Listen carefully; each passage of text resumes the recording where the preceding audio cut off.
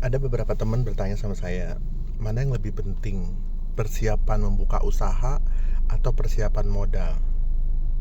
Sebenarnya yang paling penting adalah kamu maunya apa dulu. Kamu mau usaha, atau kamu promo, atau kamu ikut-ikutan. Banyak dari kita pengen usaha itu karena lihat temennya sukses, ngeliat temennya kayak buka baju dulu tuh enak tuh, terus buka es teh tuh enak gitu ya kan.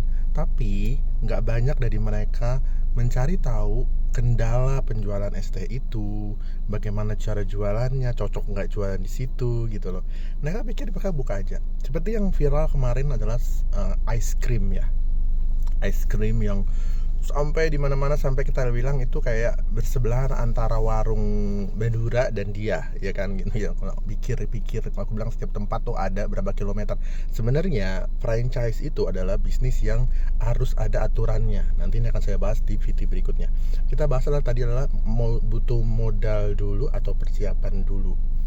Nah, kita harus cari tahu kita seberapa yakin kita mau usaha ini, karena banyak orang yang punya modal pun buka tutup.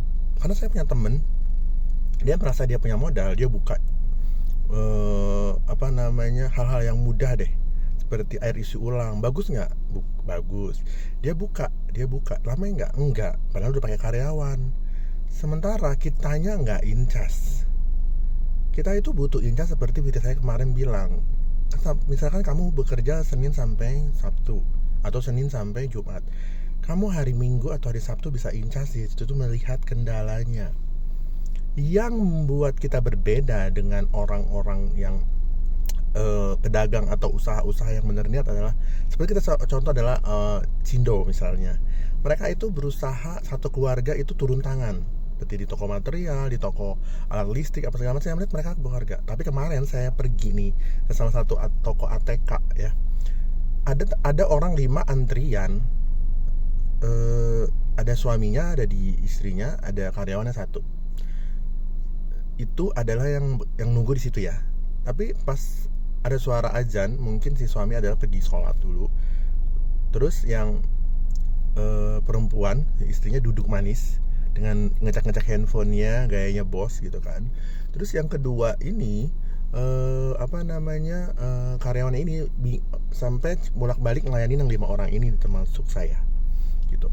Inilah yang saya bilang tadi, inilah yang membedakan kita itu niatnya. Orang kita ya selalu beranggapan bahwa kalau kita sudah punya buka usaha, kita harus bisa ngebosi. Enggak. Kita harus berjuang sebisa mungkin, kita harus ada di situ berusaha. Kita bekerja pagi, mungkin malam kita di situ. Perjuangannya seperti itu. Karena setiap usaha itu, syukur-syukur kamu langsung rame. Kalau kamu enggak, kalau kamu sepi, atau kamu omsetnya baru sedikit, kamu itu membantu untuk pengeluaran kos karyawan kamu. Kamu butuh nggak seorang karyawan? Butuh, karena kamu nggak bisa sendiri.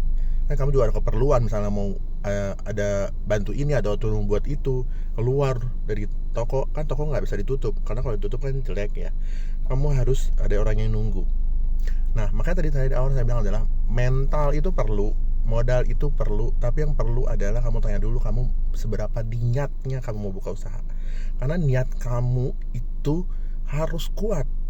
Saat kamu diterjang dengan kesepian, tamu, klien, omset yang turun, mungkin makanan yang basi, nggak laku, atau apapun yang menghadapi kamu pada saat kamu buka itu, kamu akan tetap tough.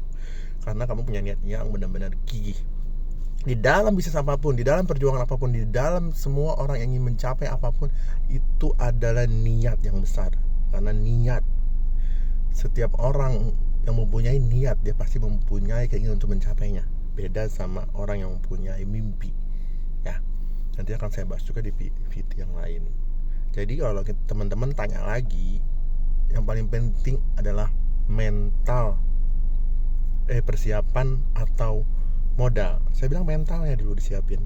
Mental kamu. Sebenarnya kalau modal, saya kemana sudah bilang, modal kamu modal dari kecil-kecil dulu aja, dari 500.000, 600.000 kamu jual makanan, atau kamu bikin rice bowl di depan rumah kamu, orang lewat beli. Itu sebenarnya kan simple. Tapi kamu continue nggak bukanya?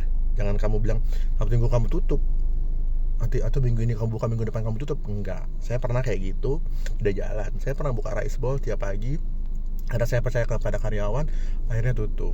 karena mereka cuma sehari 2 kali. Kadang-kadang kalau ada saya mereka berdiri, kalau nggak ada ya mereka duduk gitu. Itulah yang harus dipunya sebagai seorang entrepreneur ya. Kalau dibilang entrepreneur kan udah besar, sebagai pemula, pebisnis pemula. Jadi teman-teman, kamu cukup punya mental ya, kamu boleh usaha apapun yang kamu mau, tapi jangan pernah menganggap bahwa semua itu bisa diselesaikan dengan uang, karena uang itu tidak bisa menyelesaikan segalanya dalam hal bisnis. Kalau uang itu kamu bisa memberikan kebahagiaan, mungkin kamu bisa pergi kemana-mana. Tapi kalau kamu cukup menyaburkan uang kamu dalam sebuah bisnis kamu, tapi kamu tidak mengerti mengelola, dan ada orang yang mengelola dan orang yang mengelola kamu tidak bisa percaya, tinggal tunggu saja waktunya.